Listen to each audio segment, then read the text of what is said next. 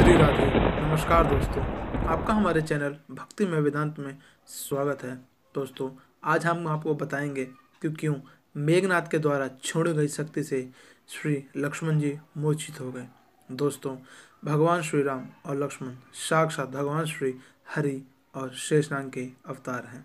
दोस्तों, विश्व में और इस पूरे जगत में ये सबसे बड़ी शक्तियाँ हैं। दोस्तों, वैसे तो भगवान जब धराधाम में आते हैं तो अनेक लीलाएं करते हैं, जिसमें से ये भी एक लीला ही थी। दोस्तों, माना जाता है कि मेघनाद सर्वशक्तिमान था, उसने इंद्र को भी जीत लिया था और इंद्र को छुड़ाने के लिए फिर स्वयं ब्रह्मा जी आए और ब्रह्मा जी ने उसको अनेक वरदान दिए, जिसमें से उसकी मृत्यु एक ऐसे व्यक्ति से हो जो 14 वर्ष तक न खाए पिए और न 14 वर्ष तक सोए और न किसी स्त्री का मुख देखे।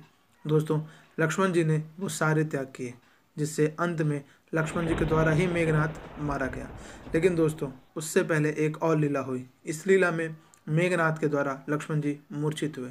दोस्तों, जब राम भगवान वनवास आए तो लक्ष्मण जी भी उनके साथ आए और लक्ष्मण जी ने प्रण लिया कि वो 14 साल तक न खाएंगे, न पिएंगे और ना ही सोएंगे और ना किसी स्त्री का मुख देखेंगे। और ये सारे व्रत वहाँ पर लागू होते हैं जिससे मेघनाद की मृत्यु हो सके। दोस्तों, जब रावण और राम जी का युद्ध था, उससे पहले मेघनाद का युद्ध श्री लक्ष्मण जी के साथ होता है। दोस्तों, उस युद्ध में लक्ष्मण जी को एक ऐसी शक्ति चलाते हैं मेघनाद, जिससे लक्ष्मण जी मूर्छित हो जाते हैं। दोस्तों, वस्तुतः हकीकत क्या थी ये तो प्रभु ही जाने, लेकिन संतों ने इसके बहुत अलग अलग विवरण दिए हैं। दोस्तों, कुछ संत कहते हैं कि जब वो शक्ति लक्ष्मण जी के पास आई तो लक्ष्मण जी ने उस शक्ति का मान रखा।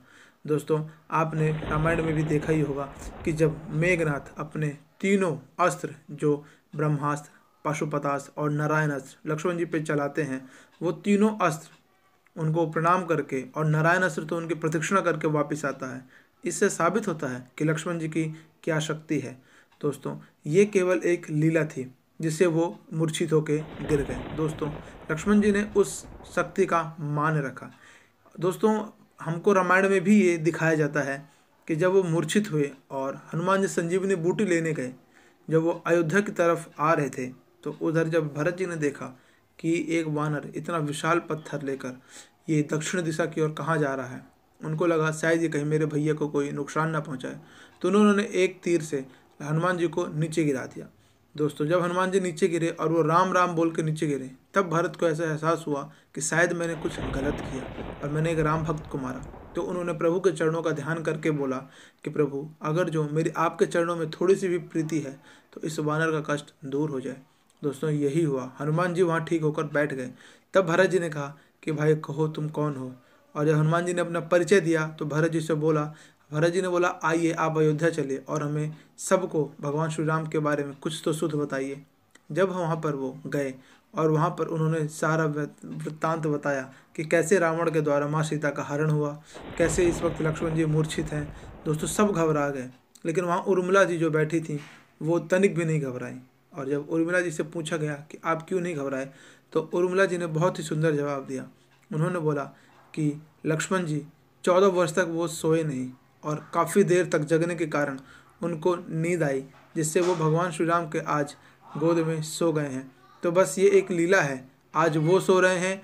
क्योंकि भगवान श्री राम को उन्होंने इतने वर्षों तक सुलाया और वो खुद जागे, इसलिए आज उनको एक दिन मिला है, तो आज वो भगवान के बस पैर में रख कर सिर अपना सो रहे हैं। दोस्तों, एक और ऐसी लीला है। इसी तरह संत ने इसके कई कारण और कई उदाहरण दिए हैं कि उस समय लक्ष्मण जी मूर्छित क्यों हुए। बाद में दोस्तों संजीवनी बूटी के द्वारा लक्ष्मण जी ठीक होते हैं और अंत में लक्ष्मण जी और मेघनाद जी का दोबारा युद्ध होता है, जिसमें लक्ष्मण जी मेघनाद का वध करते हैं। तो दोस्तों, आज की वीडियो यही थी। कोशिश करता हूँ दोस्तों आपको ये वीडियो अच्छी लगेगी। आप हमारे चैनल को लाइक एंड सब्सक्राइब करें और हमारे इस वीडियो को शेयर करें। श्री राधे।